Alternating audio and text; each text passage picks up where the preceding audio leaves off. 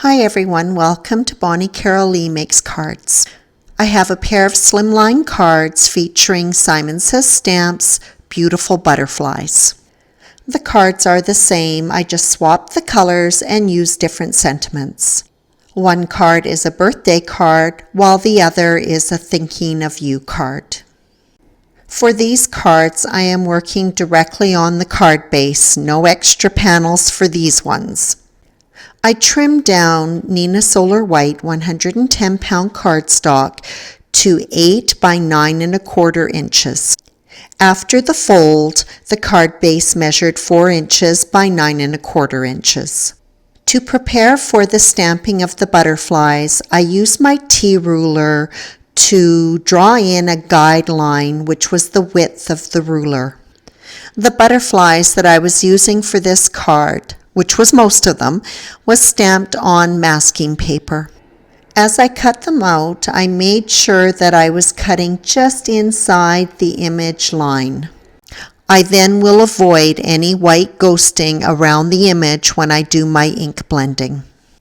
Because I would be embossing these images, I didn't worry about any of the areas that were completely black, like the body of the butterflies and the antennas. I simply trimmed those off. When all my masks were prepared, I moved on to the next step. You may notice that I'm working on my large Misty. I have both the mini Misty and this one, and a slimline card. I have no choice but to use this big baby. I begin by arranging the butterflies along the guideline that I drew earlier. I keep in mind that anything that is right of that line is going to be trimmed down, so I avoid any of those small pieces like antenna encroaching on that part of the card. The butterflies were stamped with Versamark ink and heat embossed with gold embossing powder. On one of the cards, the one that is filmed, I had to restamp and emboss as I did not get a good impression the first time. Once all the embossing was complete, each of the butterflies were masked. Distress oxide inks were used to ink blend the front of the card. For this card, I used black soot, chipped sapphire, wilted violet, and milled lavender. Because I would be trimming down the front of the card, I just did my ink blending just beyond that pencil line that was drawn earlier. I removed the masks and then set the card aside so that it could dry while I worked on the ink blending on the second card. The masks were reused for the second card. In fact, I take these masks and store them with my stamp set because they can be used several times. The front of this card was ink blended with black soot, walnut stain, fossilized amber, and scattered straw. As I did with the first card, I began with my darkest color and worked towards the butterflies with the lightest. This card was also set aside to dry while I started trimming the first card. I trimmed around each of the butterflies, cutting in as far as the guideline. Some of the trimming was a little bit tricky, and I often cut halfway between the butterflies so I could come at it from two angles. This did take a bit of time, but figuring that piece out helped a lot. I did all my cutting at once.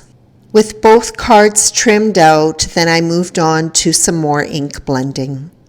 I used Post-it tape to mask off a border on the inside of the card.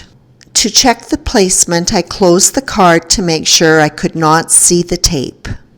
I used the two midtones from the previous card to ink this border, walnut stain and fossilized amber. I slipped a piece of paper in my card to protect the inked border while I did my painting. I worked with Zig markers, putting down a little bit of color and then using my watercolor brush to pull it out and create a bit of a gradient. For this card, the butterflies were colored in various combinations of ochre, peacock blue, and purple.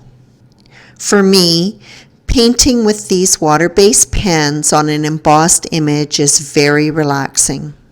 No drying time between applications of different colors, and never a worry about the color bleeding. Because the two cards are exactly the same, I only filmed the one card, but I should mention the colors that were used for the second card. The inside border was ink blended with wilted violet and milled lavender. The butterflies were painted with various combinations of mid-brown, ochre, and purple. The sentiments for both of these cards were stamped on the inside. The secondary sentiments, happy birthday in one card and just because in the other, were stamped in black VersaFine ink. The main sentiments, beautiful friend in one and you are on my mind in the other, were heat embossed with gold 2 times. The double embossing gives a nice, smooth, puffy appearance to the sentiment. Next, I masked off the inside border to prepare for stenciling. Using this great application tool from Tonic Studios, I applied Gina K glitter gel. The stencil was not big enough for this slimline card. To continue the pattern seamlessly, the stencil was placed over the last few circles before stenciling the last bit. I just used my finger to run along the edges of the card to remove the excess gel. After stenciling the second card, they were both set aside to dry completely. Both cards were finished up with some gold embellishments tucked here and there amongst the butterflies. I like to use Nuvo Smooth Precision. When depressed upon the paper, you get a small drop of glue, the perfect amount. And that wraps up this pair of cards featuring Simon Says Stamps' beautiful butterflies. Thanks so much for your visit. If you are viewing this on YouTube and you enjoyed it, please give me a thumbs up.